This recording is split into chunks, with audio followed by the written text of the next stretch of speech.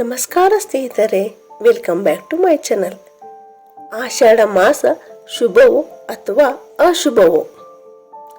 ಆಷಾಢ ಮಾಸ ಅಂದರೆ ನಮ್ಮ ಹಿಂದೂ ಪಂಚಾಂಗದಲ್ಲಿ ಅಶುಭ ಮಾಸ. ಬಹುತೇಕ ಹಿಂದೂಗಳಲ್ಲಿ ಆಷಾಢ ಮಾಸ ಅಶುಭ ಮಾಸ ಎಂಬ ಕಲ್ಪನೆ ಬೇರೂರಿ ಬಿಟ್ಟಿದೆ. ಈ ಮಾಸದಲ್ಲಿ ಯಾವುದೇ ಕೆಲಸಗಳನ್ನು ಮಾಡಿದರೆ ಅದು ಫಲ ನೀಡುವುದಿಲ್ಲ. ಹೀಗಾಗಿ ಈ ಮಾಸದಲ್ಲಿ ಶುಭ ಕಾರ್ಯಗಳಿಗೆ ಮನ್ನಣೆ ಇಲ್ಲ. ಆದರೆ ಒಂದು ಮಾತು, ಆಷಾಢ ಮಾಸ ಅಶುಭ ಮಾಸ ಎಂದು ಯಾವ ಶಾಸ್ತ್ರಗಳಲ್ಲೂ ಉಲ್ಲೇಖಿಸಿಲ್ಲ. ಹಿಂದೂ ಕ್ಯಾಲೆಂಡರ್ನ 4ನೇ ತಿಂಗಳು ಆಷಾಢ ಮಾಸ.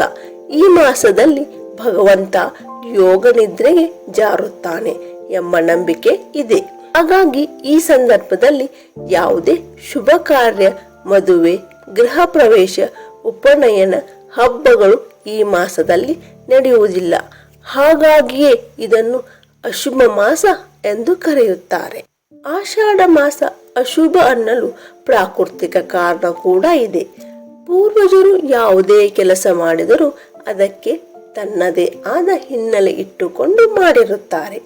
ಅದರಂತೆ ಇನ್ನು ಆಷಾಢ ಮಾಸ ಶುರು ಅಂದರೆ ಮಳೆಗಾಲ ಶುರು ಎಂದರ್ಥ. ಆಷಾಢ ಮಾಸದಲ್ಲಿ ಮಳೆಯ ಆರ್ಭಟ ಹೆಚ್ಚಿರುತ್ತಿತ್ತು. ಈ ರೀತಿ ನಿರಂತರವಾದ ಮಳೆ, ಗಾಳಿಯಿಂದ ಸಂಚಾರಕ್ಕೆ ಅಡೆತಡೆ ಉಂಟಾಗುತ್ತಿತ್ತು.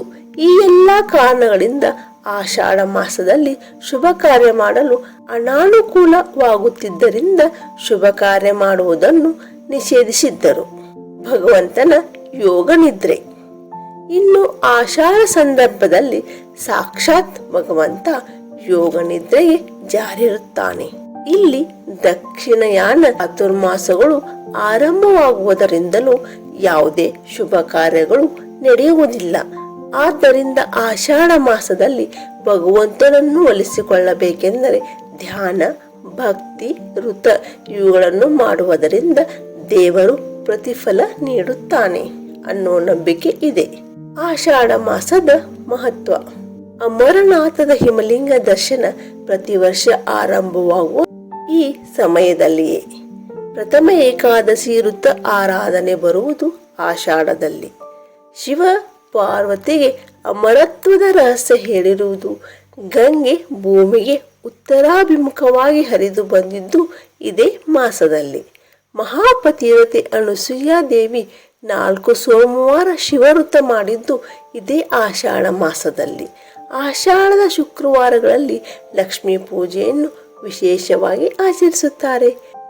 ಸ್ನೇಹಿತರೆ, ಈ ಇನ್ಫಾರ್ಮೇಶನ್ ನಿಮಗೆ ಇಷ್ಟವಾದಲ್ಲಿ ಮಾತ್ರ ಒಂದು ಲೈಕ್ ಮಾಡಿ, ಮರೆಯದೇ ನಮ್ಮ ಚಾನಲನ್ನು ಸಬ್ಸ್ಕ್ರೈಬ್ ಮಾಡಿ. ಕೇಳಿದ್ದಕ್ಕಾಗಿ ಧನ್ಯವಾದಗಳು.